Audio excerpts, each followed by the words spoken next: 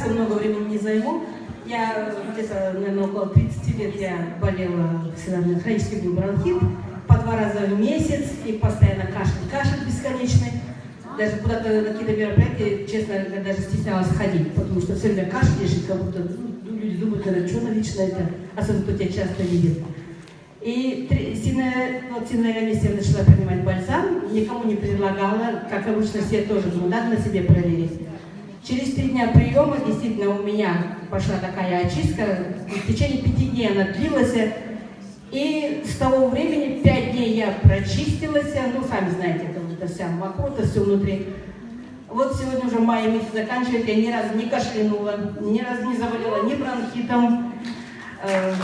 Сплю, как по-русски сказать, как сурок. Если кушать не разбудят, даже, наверное, есть не стану.